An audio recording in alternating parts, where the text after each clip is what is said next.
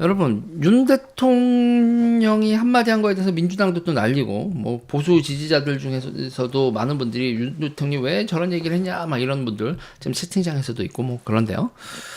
역사관이죠, 역사관. 일본이 100년 전 일어날 일로 무릎 꿇어야 한다는 생각을 수용 못 하겠다. 저도 그렇게 생각합니다.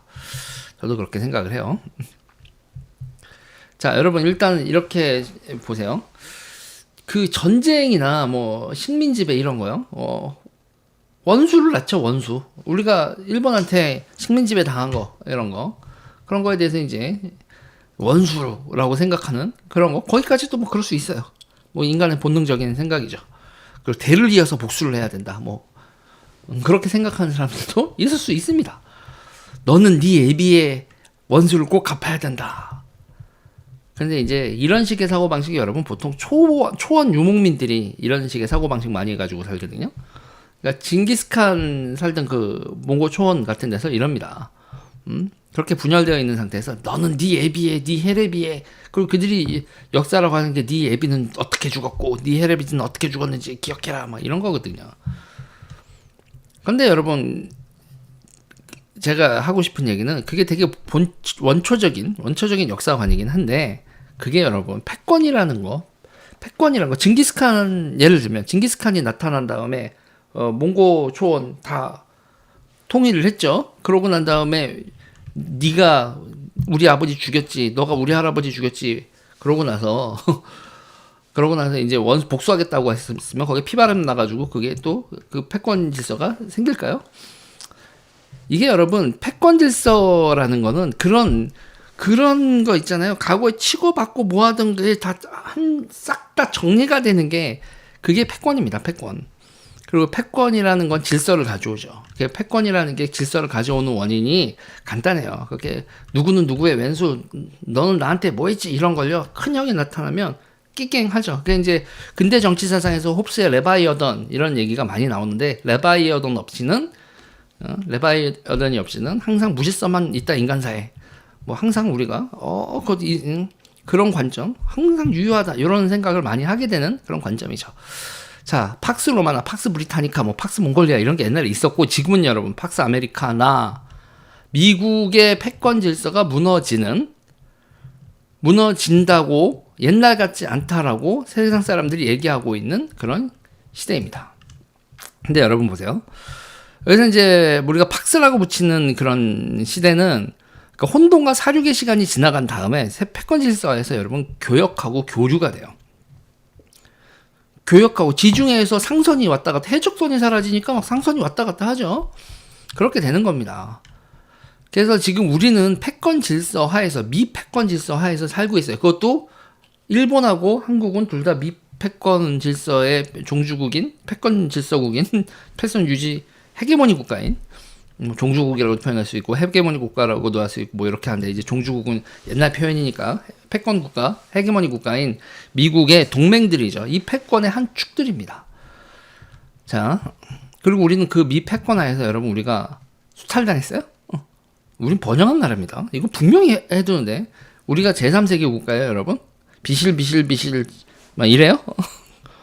제철소 만들고 조선소 만들고 자동차 회사 만들고 반도체 회사 만들고 석유화학 회사 만들고 뭐 IT 기업들 만들고 여기까지 왔잖아요. 우리가 원자재와 원자재 구하는데 힘든 나라예요? 이 교역망에서 우리가 물건 팔기 힘들어요? 수출 수입 다 잘하잖아. 패권 질서에서 원자재 제공받고 기술 특허 제공받고 금융 서비스, 물류 서비스 다 제공받고 여기까지 왔죠. 그래서 이제 우리가 직접 하기도 하잖아요. 금융 투자 같은 것도 하고 물류 서비스도 해운 회사들도 운영하고 그런 국가가 지금의 성장의 과실을 누리며 한다는 말이 치욕의 역사를 되갚아주겠다. 반일을 선동한다. 이게 제정신인 것 같으세요, 여러분? 정말 무식한 행동입니다. 그러니까 지금 산업국가 선진국에 들어섰는데 역사적 인식은 초원의 역사를 잊지 마. 너희 아버지가 어떻게 당했는지 잊지 마. 이런 얘기를 하는 수준이다. 그건요, 여러분. 정말 지금요.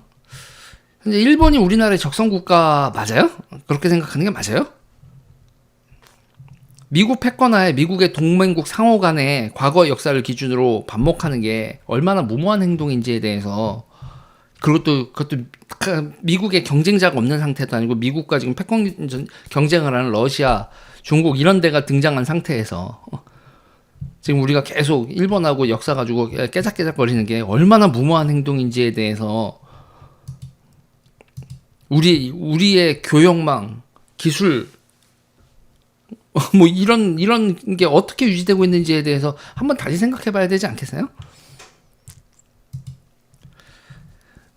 그리고 패권 전쟁에서요. 단순히 미국이 중국보다 힘이 세서가 아니라요, 여러분. 우리하고 가치를 공유하고 있기 때문에, 우리의 삶의 방식을 공유하는 동맹이기 때문에 지금 우리는 이 패권 전쟁에서 여러분 미국이 이기길 바라야 돼요. 그리고 그쪽 편을 들어야 되고, 그리고 그 과정에서 일본하고 같이 갈 수밖에 없는 겁니다. 저는 윤석열 대통령이 일본과 우리는 패권 질서, 이 가치를 공유하고 세계의 질서에 새로운 세상이 온다고 하더라도 그 새로운 세상이라는 게 이 패권 전쟁이 끝난 세상이죠. 그러니까 자유민주주의 국가들로서 이 패권 이 미국 진영에 같이 간다 이렇게 얘기했으면 좀 더 부드러웠을 거라고 생각을 해요. 역사 문제를 이렇게 정면적으로 건드는 거는 좀 참 어려운 거를 너무 높바꾸긴 한데, 응? 어려운 거를 넘겨야 된다라고 보긴 하는데, 그래도 저는 윤석열 대통령이 틀린 말은 안 했다고 봐요. 그러니까 전요, 우리가 미국하고 일본하고 같이 중국 패권이나 러시아 패권 추구에 맞서야 된다는 걸 대한민국 국민들이, 글쎄요, 우리가 지금 뭐 말레이시아예요? 우리가 뭐 인도네시아예요? 우리 지정학적 위치 자체가 우리가 그렇게 중간자적 입장에서 이기는 편, 우리 편, 거래의 이득을 이쪽에서도 먹고 저것도 먹고 우리는 좀 지켜볼래? 이럴 수 있는 상황이라고 생각하세요? 여러분, 언론 출판의 자유, 선거를 할 수 있는 자유, 검열을 피하는 자유가 이게 너무 당연하죠. 그죠? 중국 공산당의 통제 방식과 같은 삶을 우리가 받아들일 수 있을 것 같아요, 여러분?